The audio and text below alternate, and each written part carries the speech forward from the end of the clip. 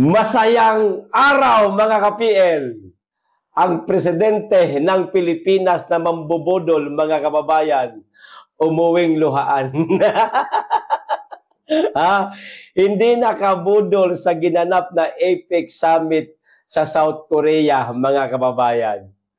Alam niyo po bang hanggang sa kahuli-hulihang oras sa pagtatapos ng APEC Summit sa South Korea, mga kababayan, ay sinusubukang mambudol ni Bongbong Marcos, mga kababayan, ang presidente ng South Korea. Pero kasamaang palad ni Bongbong Marcos, mga kababayan, hindi niya po nabudol.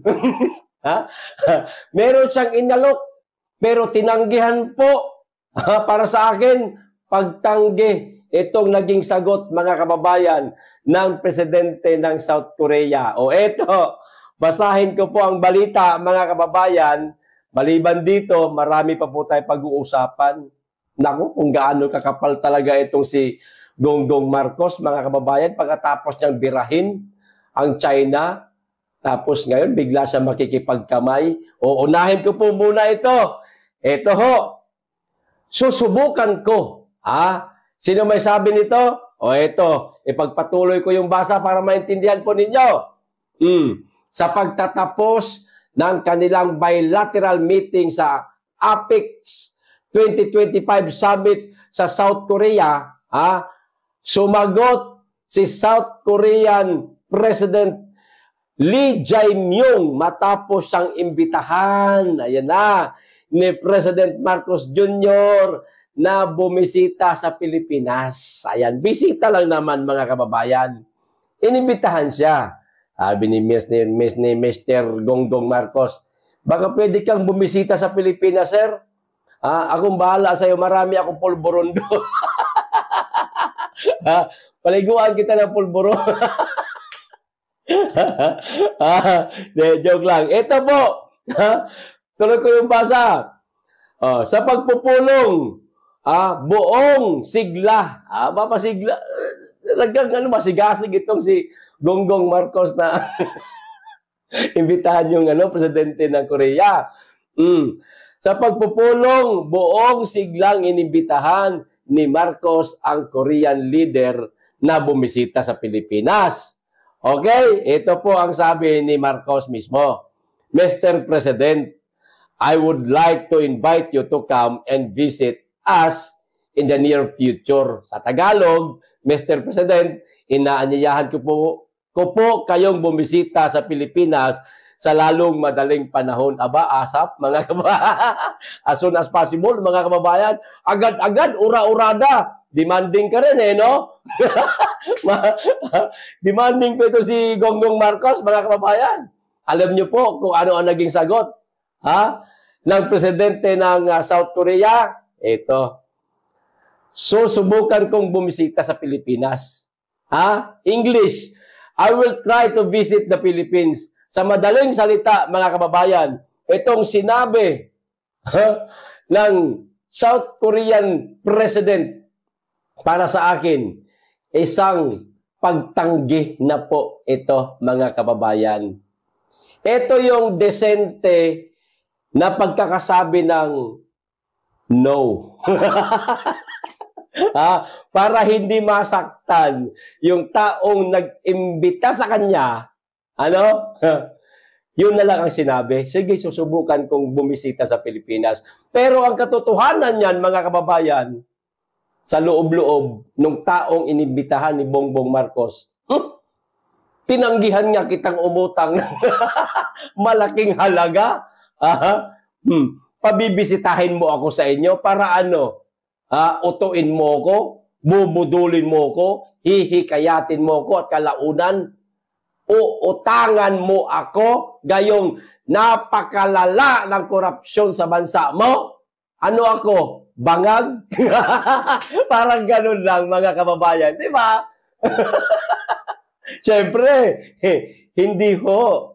hindi ho magpapauto yung presidente ng South Korea kasi lahat po ng leader na mga pinuntahan ni Bongbong Marcos magmula pa lamang po, mga kababayan, sa ASEAN Summit. Hanggang dito po mga kababayan sa APEC Summit, yung mga leader po na naroon, hindi po lingid sa kaalaman nila ang totoong nangyayari ngayon na napakalalang korupsyon sa ating bansa. Kaya nga ganyan ang turing sa kanya eh. Di ba? Merong ibang leader na kinakausap niyang, subukan niyang kinakausap, pero merong isang leader na lalapit, hinahatak yung kinakausap niya. Para bagang sinasabing, wag mong kausapin yan. Mabubudol ka lang yan. Mismong yung kanyang mga mamamayan nga eh, itinatakwil na siya, siya lang may ayaw. Ang tigas ng muka. Ganon. Meron namang tipong makikipagkamay siya sa isang leader, pero hindi inabot yung kamay, kundi doon sa katabi niya. Diba, napakalaki insulto niyan. At higit sa lahat, yung siya ang tumanggap ng chairmanship, mga kababayan, sa susunod na taon, bilang ASEAN Summit chairman o host, ang litratong nasa likod si Duterte. Napakalaking insulto nun, mga kababayan. At kiniwento di umano yan ni Rigo Duterte, apo ni Tatay Digong, nung bumisita siya doon sa Dahig, Netherlands, sa detention facility ni Tatay Digong. Ikinuwento yan ha. Alam niyo po ba, Lolo? Parang ganun ang senaryo. Habang tinatanggap po ni Bongbong Marcos yung chairmanship sa susunod na taon bilang ASEAN Summit chairman, ang litrato pong nasa screen na malaki, ikaw po, Lolo. Parang ganun siguro ang pagkakakwento. Alam niyo po ang naging reaction ni Tatay Digong, bahak-hak daw mga kababayan eh. Talagang humalakhak daw po ng tawa eh, si Tatay Digong eh. Di ba? Etong pagtanggi po mga kababayan, nitong South Korean leader o president, sinasabi niya, hindi niya man direktang sinabi na, no thanks, walang ganon. No. Hindi ako pupunta sa inyo. Walang ganon, siyempre para hindi niya mapahiya yung nag-imbita sa kanya. Maliwanag ho ito, mga kababayan. Susubukan ko. Parang ikaw lang ikaw, tayo, ganyan. Iniimbitahan ka ng taong, alam mo yung traitor sa'yo. O wag na lang yung traitor sa'yo, masyado mabigat yan. Yung tao na lang na kilalang notorious sa lugar nyo, kilalang durugista, ayan, kilalang tulak ng pinagbabawal na gamot. Ayan. Kilala ha. Tapos, birthday niya. Nung taong kilalang notorious sa lugar ninyo o tulak ng droga. Iimbitahan ka ng birthday. Pupunta ka? Siyempre ako hindi. Ako pupunta, mga kababayan. Mahirap na. Baka mapicturean tayo dyan ng mga kapitbahay natin. Kilala yan na ganyan ang trabaho niya. Pag nakita kang naroon, nakipaglaklakan ka ng alak, ang iisipin ng taong makakakita sa inyo, wala na. Bangag na rin siya. Ano? Tropa pala kayo. Ngayon, halimbawa't ibabaybas yan o iimbestigahan, damay ka. Di ba? Parang ganun lang kasimple yung sample ko, mga kababayan. Ganun din siguro ang naiisip nitong South Korean leader o president na inimbitahan ni Bongbong Marcos na bumisita sa Pilipinas, pero ang sagot, susubukan ko sa madaling salita. Susubukan ko kung maaatim kong bumisita sa bansa mo. Baka utangan mo ako. Hindi mo ako bayaran. Mabudol mo ako. Yan, mga kababayan, ang napapala ng isang leader. Alam mo yung leader na walang magandang plano sa bansa niya ba? No? Hindi na po kasi lingid sa kaalaman ng mga leader na yan. Nakaratig bansa natin na ang nangyayari sa ating bansa. Lalong-lalo na yung ginawa nila sa dating Pangulong Duterte. Di ba? Alam na mga yan, yung mga leader na yan, alam nila na si Duterte ang nagpalibing, sa kanilang tatay, sa libingan ng mga bayani. Alam nila yan, mga kababayan. Hindi naman tanga yung mga yan eh. Meron niyang mga intel. Talagang gumagana ang intel nila. Ginagamit nila talaga ang pondo nitong mga presidente na ito ng mga karatig bansa, ang intelligent fund nila para malaman nila kung sino kung ano ang mga bali-balita sa mga bansang karatig bansa nila. Hindi katulad ni Marcos, meron siyang sariling intel fund, mga kababayan, ginagamit lang sa mga mga kumukontra sa kanila o mga mga kritiko nila. Doon nila ginagamit. Sa madaling salita, hindi po nagagamit ng maayos. Di ba?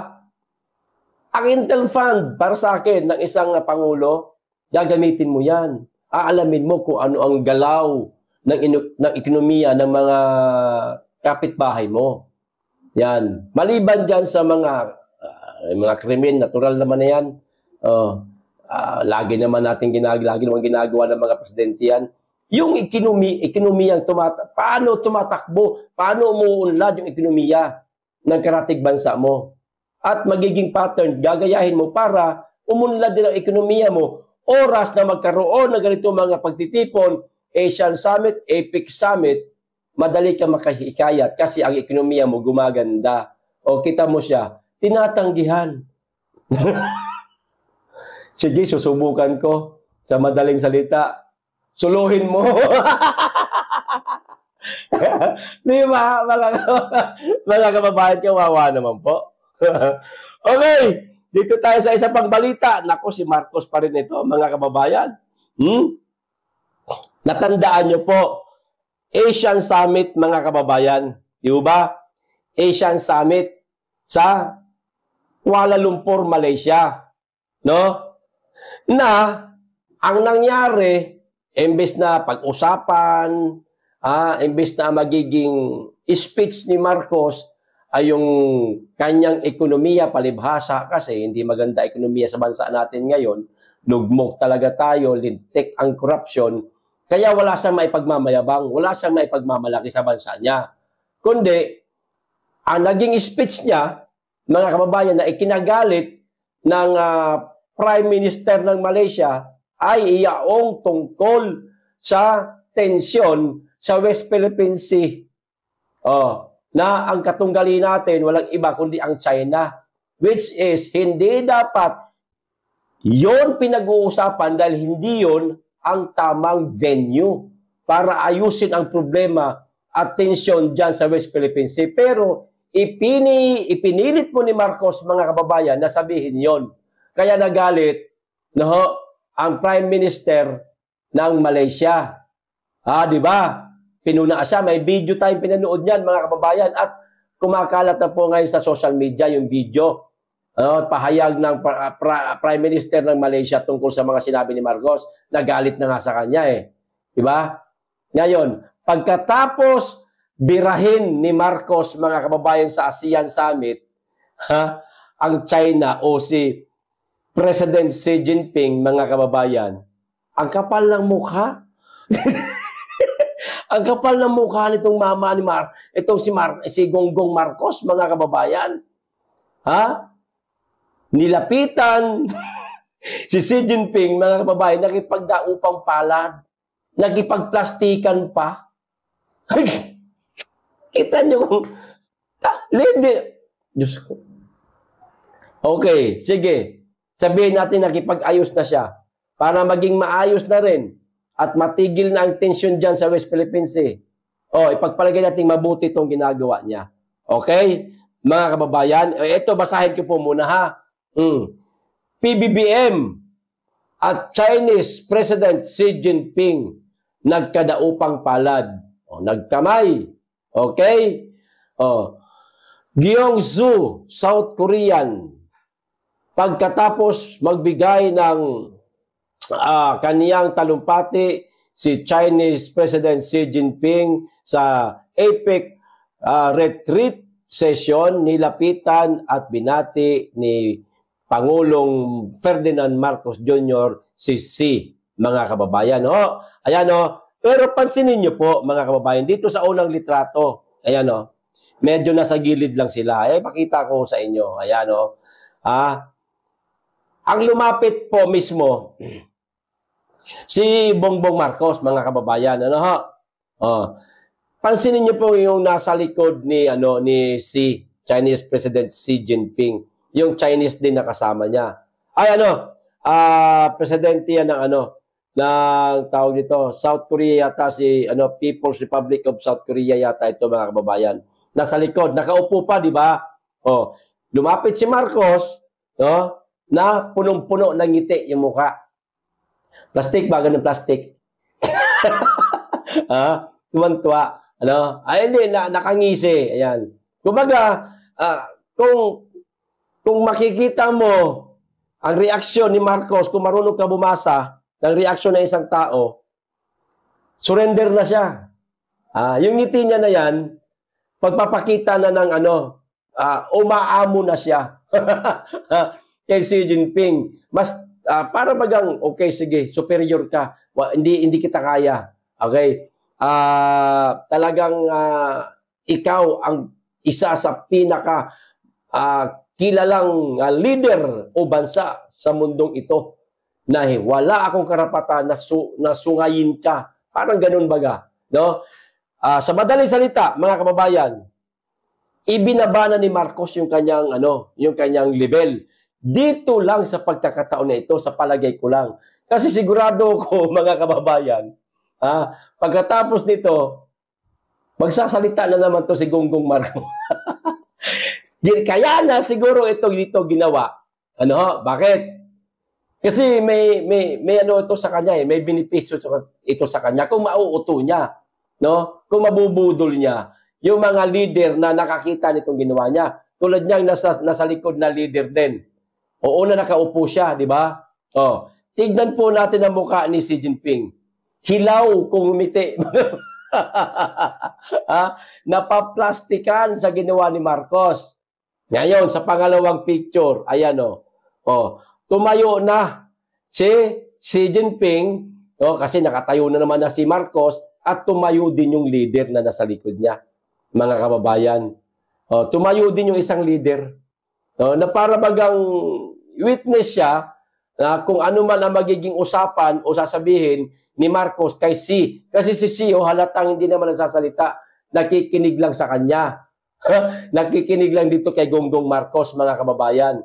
Pero malabo naman itong magkasapakan kasi matatanda na yan At saka hindi na mangyayari yan. No? Kumbaga, nakikinig lang yung isang leader, mga kababayan. No? Ngayon, pagkatapos nilang mag-usap, mga kababayan, no? Siguro tapos na magkamaya, tapos na nilapitan ni Gonggong Marcos si Xi, tapos na, okay na, bumalik na sa upuan, doon po nangyari yung pagkakataon na inaya na po o inimbita na po ni Gonggong Marcos si Korean President, mga kababayan, na pumunta ka ng Pilipinas. Pero tumanggi. Ayan. Karugtong po ito Itong istorya, itong mga ganap doon sa Korea. Karugtong po ito. Maaaring merong narinig si South Korean President, mga kababayan, sa pag-uusap nila ni Gonggong Marcos at ni Xi Jinping na malapit sobrang close talaga sila. Di ba nakita niyo naman kanina sa picture? Maaaring meron siyang narinig na hindi niya nagustuhan, kaya nung inibitahan siya ni Marcos, hindi siya pumayag. Yan. Isip-isip siguro ni Xi, pintik tong mama na ito. Pagkatapos mo kung birahin doon sa ASEAN Summit sa Kuala Lumpur, Malaysia, lalapit-lapit ka sa akin. Plastic ka talaga Ayan, ganyang klaseng tao, mga kababayan. Ang hirap po niyang pagkatiwalaan. Yung bang hindi stable yung pag-iisip nila. Hindi consistent yung isip nila, yung desisyon nila sa buhay. Ito bagamat marami nang nagsasabing bangag si Marco. Gumagamit siya ng pulburon. Pero isa ho yun. Isa ho yung ganitong klaseng ugali, mga kababayan, na masasabi mong totoong bangag nga ang isang tao. Yung bang yung paiba-iba po ang mood niya. Ngayon, praning siya. Sunod araw, okay na siya.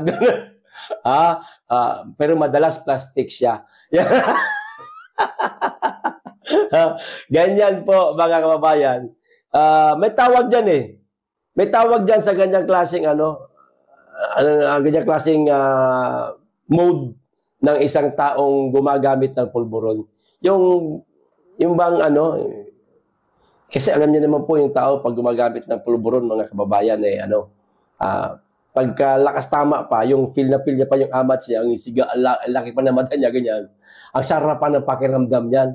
Pero pag lobat na yan, mga kababayan, tulog, naantok na ba? Di ba? Ang init na ng ulo niyan. Hindi na marunong gumiti. Baka ito mga pagkakataon na ito, bangag siya. Mga kababayan, di ba? Sa Malaysia, ano siya nun expired siya nun, init ng ulo. Inawa yung China. Nagalit sa kanya ngayon yung taga-Malaysia. Bakit mo sinasabi dito yan sa lugar ko? Magdudulot ka lang ng kaguluhan eh. Pag nag-away kayo dyan, talagang nakakahiya. Ang ganda ng event ko, sisirain mo. Di ba? Parang ganun siguro. Ang ganda-ganda ng host ko dito sa ASEAN Summit dito sa Malaysia. Babanat ka ng ganyan sa China. Ano to? Pakikipag-away ang pinunta mo rito? Mag-aayos tayo, magkakalakalan tayo. Magyayabangan tayo ng mga bansa natin. Palibhasa nga, walang maiyabang si Marcos. Kaya inopen niya yung problema sa West Philippines na dapat hindi yon ino-open sa ganung klaseng pagpupulong o pagtitipon-tipon. Wala kasing hindi yon ang proper venue dapat. Palibhasa, walang bangag pati. Wala na sa matinong pag-iisip yan. Hindi ba? Mga kababayan, yan ang isa sa mga update ngayon sa pagtatapos ng EPIC Summit sa South Korea.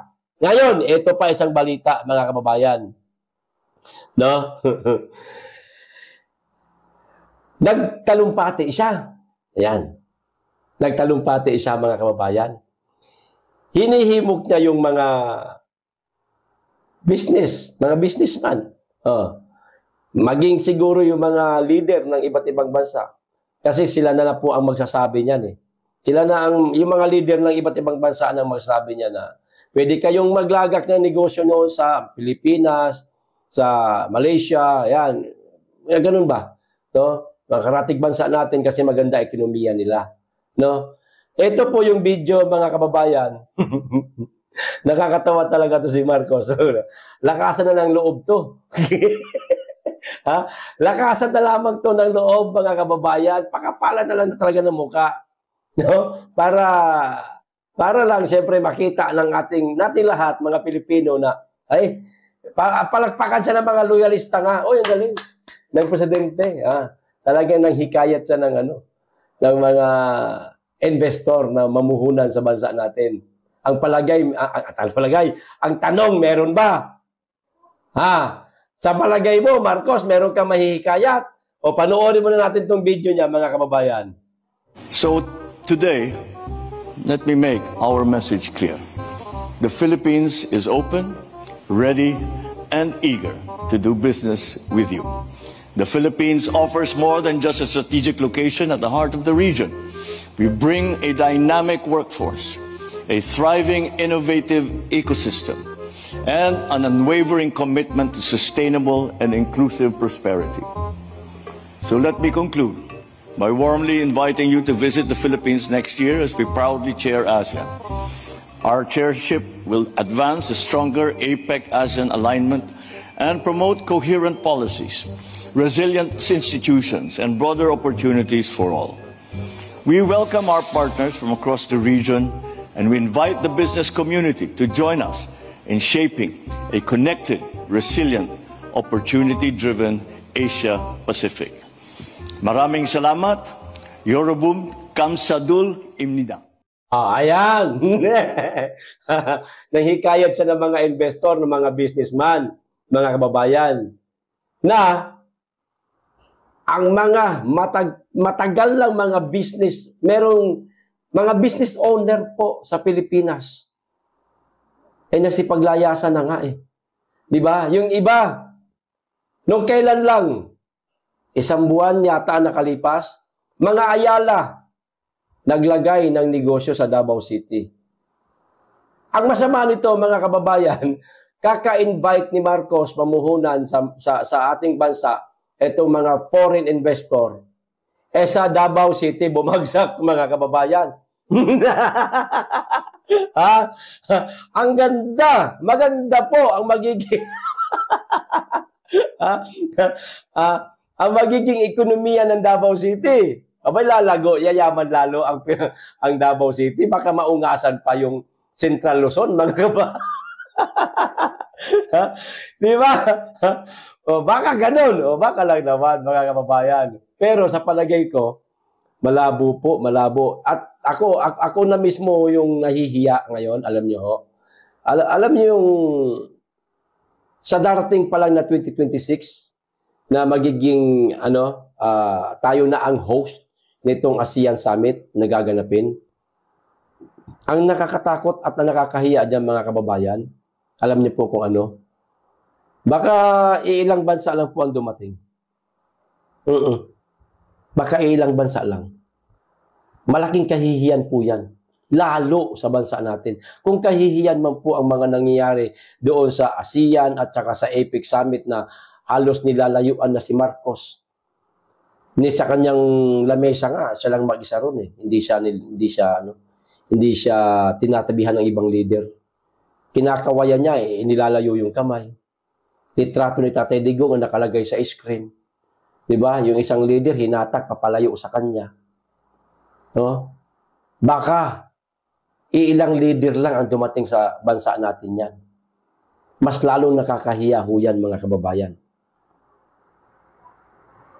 Dahil yan kasi sa administrasyon niya at sa pamumuno niya na ang ipinakita sa simula pa lang hanggang sa mga pagkakataon nito ay pamumulitika. Anong ginawa nila sa dating Pangulong Duterte? Sa lahat ng mga alyado ng mga Duterte, pinatahimik nila sa pamamagitan ng pagkulong katulad ni Pastor Kibuloy.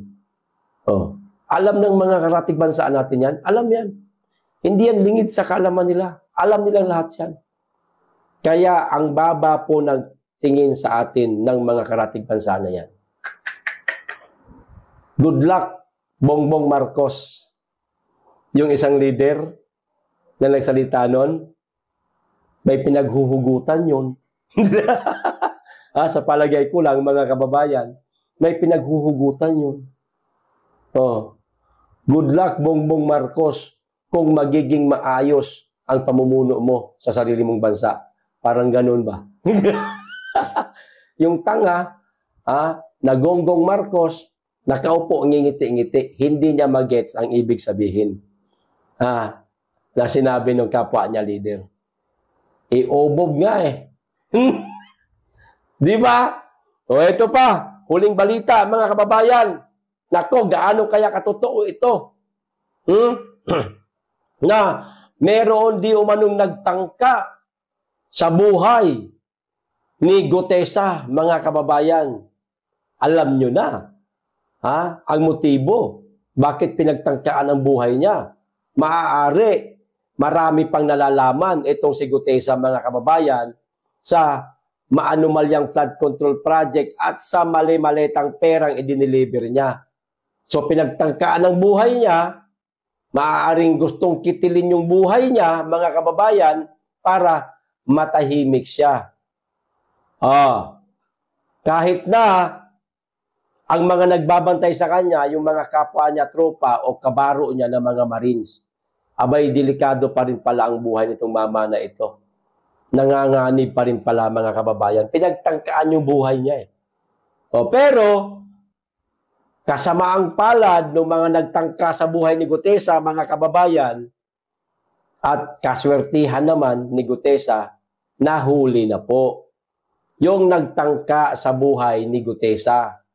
Maganda ron sa nahuli na yon, sa nagtangka sa buhay ni Gutesa, imbestigahan, pitpitin ang bayag, kuryentehin ang itlog, no? Para umamin kung sino ang nag-utos sa kanila. Imposibleng wala.